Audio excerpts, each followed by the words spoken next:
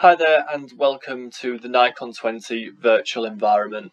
This is just a really quick video that will hopefully help you make the most of the two-day live event on the 8th and 9th of October. Hopefully by now you've gone in and had a look around the platform. Everybody was given access last week, so you should have had time to go in and take a look around. I'll just give you a quick tour of the lobby page now, which all delegates land on. It's got information on our event partners. It's got a how-to guide that's delegate facing, but probably helpful for exhibitors to watch that as well. There's also some FAQs, key calls to action for conference, which includes visiting the virtual exhibition, our speakers, and a welcome from our director and chair. You'll be most familiar with the exhibition and sponsorship pages. All exhibitors are now loaded and listed alphabetically. And just to talk you through some of the on-day functionality, I'll head to the demo booth that I set up for the NHS Confederation. All stands are set up with resources, descriptions, and I've uploaded all exhibiting staff members. You do just need to go in and make sure that you've added photos and descriptions to your exhibiting staff members. Delegates can interact with exhibiting staff in a few ways. They can send them a private message, which they would type and send. They're then stored on the Conversations inbox tab. They could schedule a meeting. This meeting appears, once accepted, in both parties' personal agendas for the conference, which is on the My Agenda part of the Agenda tab, and these private meetings have video capability. The only time these meetings can't be scheduled is during the keynote speeches, at which point it will have been disabled.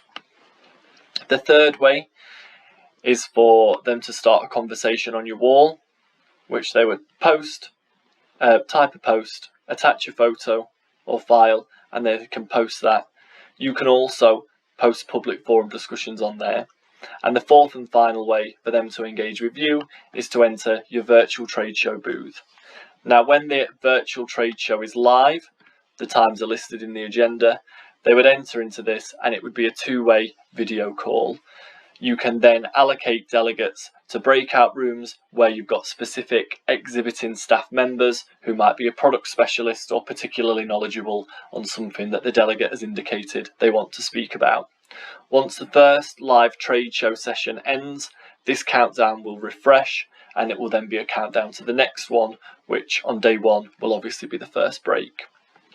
It's really important that all your exhibiting staff put a really good bio and upload networking tags so that it's really clear to delegates who they should be speaking to about particular things.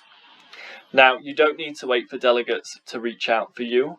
All attendees will be listed on the Attendees tab, and you are more than welcome, through identifying appropriate people to reach out to through the bios that they will have written and also networking tags that they've identified, reach out to delegates by sending them a message or scheduling a meeting with them.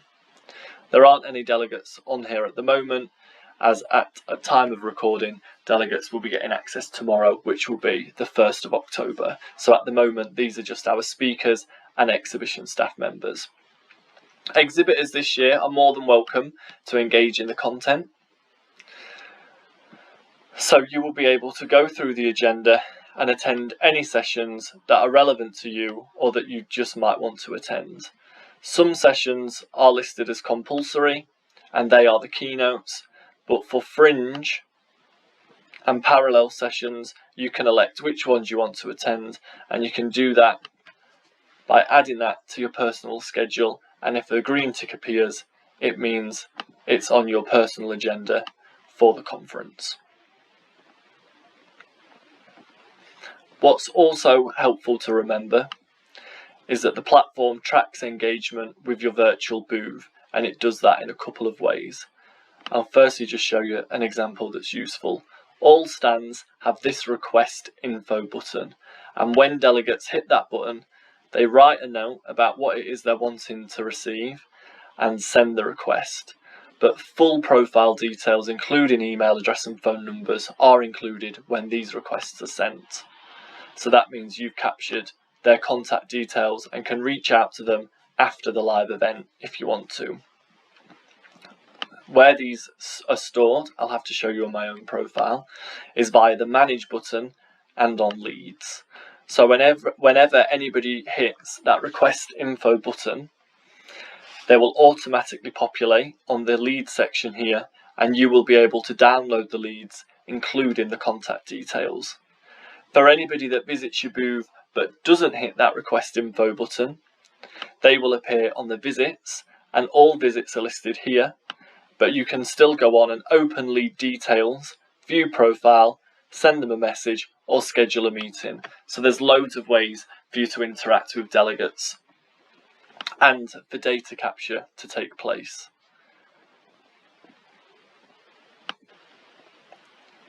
All booths are now built with resources, and I'll use this as an example again.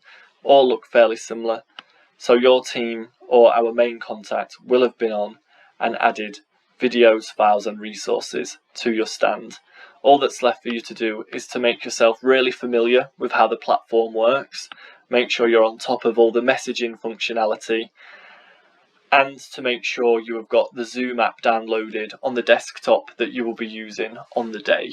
You don't need a Zoom license because it's all done through the platform, but in order for people to be able to engage through the virtual trade show booth, you will need to make sure you've got Zoom downloaded. However, when you first enter the virtual trade show booth and it's live, it will prompt you to do that, but helpful to do it in advance if you can. Again, you don't need the license, just to download the app.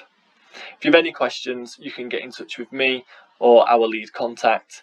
And if you are struggling to access the platform, make sure you drop me a message and I can send you your personal URL. Thank you.